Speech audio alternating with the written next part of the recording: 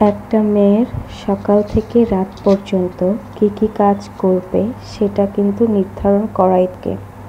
আর সেই নির্ধারণটা করেই একটা মেয়ে। একটা মেয়ে ঘুমে থেকে চোখ মুছতে না সকালের কাজকর্ম করার জন্য প্রস্তুত থাকে। সো হ্যালো এভরিওয়ান, কী খবর সবার? আশা করি ভালো আছেন। আলহামদুলিল্লাহ, আমিও ভালো আছি।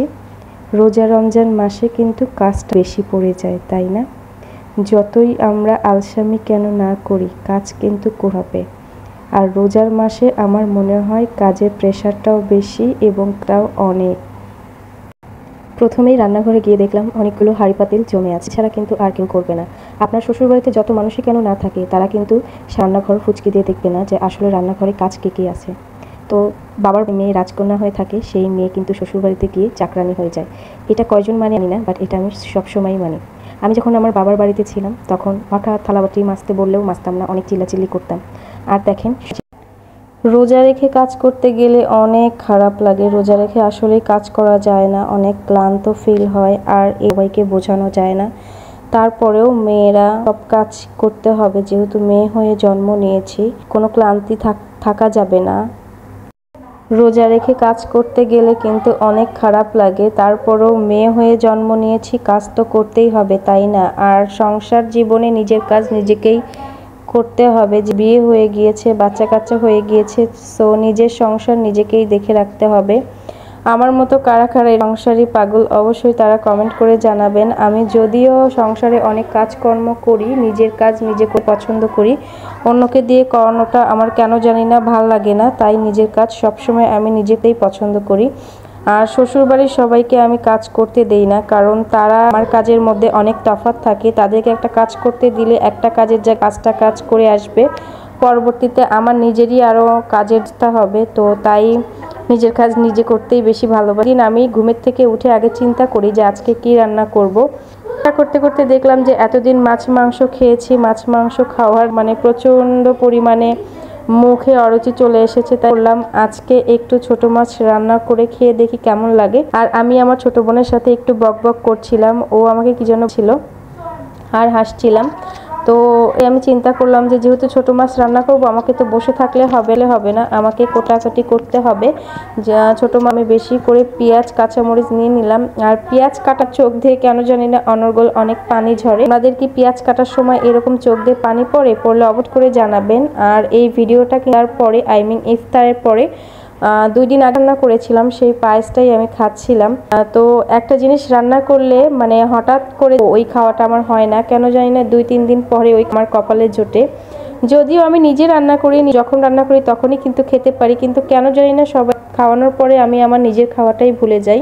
তো তাই আমি ফ্রিজ থেকে বের করে একটু গরম করে খাইসটা। আর এর মধ্যে আমার বোন আমাকে বলল সফেদা ফল খাবা। আমি তো ওই ফলটা ট্রাই করে দেখলাম। তো আসলে এক একজনের মুখের টেস্ট রকম, কারোর কাছে এটা ভালো লাগবে, আবার খারাপ লাগবে।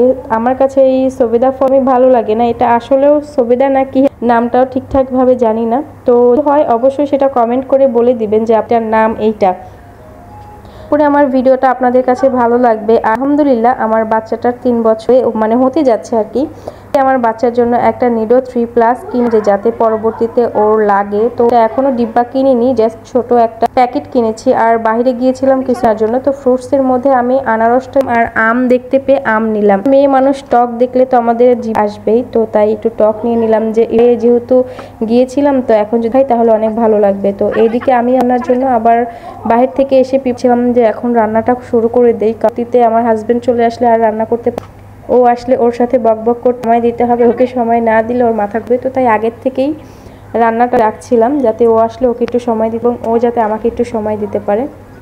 আসলে ভালোবাসার মানুষগুলো আগে থেকে আসার পরে যদি তাদের ভালোবাসা একটু পাশে বসে গল্প করে বা বসে থাকে, এটাও কিন্তু অনেক শান্তি না। আর আমার হাজবেন্ড প্রতিদিনই অফিস থেকে আসবা, তুমি সব কাজ ফোনে এসে আমার পাশে বসবা, আমি তোমাকে সব ক্লান্তটা দূর করে ফেলি। ভালোবাসার মানুষদের জন্য কিন্তু সব মন উজাড় করে ভালোবাসতে ইচ্ছা করে। আমার মতো এরকম কজনের অবশ্যই কমেন্ট করে জানাবেন। আর হাজবেন্ডের জন্য আজকে ভালোবেসে মাছ চটচটি করছিলাম, ও অনেক পছন্দ করে। আর আজ কয়েকদিন মাংস খাওয়া হচ্ছিল। আজকে অফিস যাওয়ার পথে আমাকে বলে যে আজকে আর মাংস কিংবা বড় কিছুই রান্না করবা না, আর যদি ছোট মাছ থাকে তাহলে ছোট করবা। যেহেতু আমরা অল্প মানুষ, তো ছোট ছোট টোপলা করে রেখে এক টোপলা বের করে আমি আমার হাজবেন্ডের জন্য সুন্দরভাবে মাখা। আর ছোট মাছ রান্নালে কিন্তু আপনার দেখবেন পেঁয়াজটা একটু বেশি চটকাতে হবে, কারণ এটা যত চটকাবে আপনার খাবারের টেস্ট আনবে। পেঁয়াজগুলো তাকিয়ে থাকে তাহলে কিন্তু ওই টেস্টটা আর তত লাগে না, তাই বেশি করে মাখাতে হবে। আর অল্প অল্প পরিমাণে দিয়ে ফেললে এটা কিন্তু থেকে যায়, লাগলে কিন্তু আর তরকারি না। তো কে কোথা থেকে দেখছেন অবশ্যই কমেন্ট। আমার ভিডিও মাঝখানে যদি কোনো কষ্ট হয়ে থাকে সেটাও করে দেখবেন, কারণ লং টাইম ভয়েস কভার কম সম কথা, তো তাই ক্ষমা দৃষ্টি প্রার্থনা, সবাই অবশ্যই ক্ষমা দৃষ্টি, কারণ কোনো ভুল থাকতেই পারে, মানুষ মাত্রা আপনারাও জানেন। তো আমার ইউটিউব চ্যানেলটা সাবস্ক্রাইব করুন এবং বেশি বেশি করে লাইক করবেন। ধন্যবাদ সবাই। যারা আমার ফেস থেকে দেখবেন তারা ফেসবুক পেজটা ফলো আশা করি। ভালো থাকবেন, সুস্থ থাকবেন।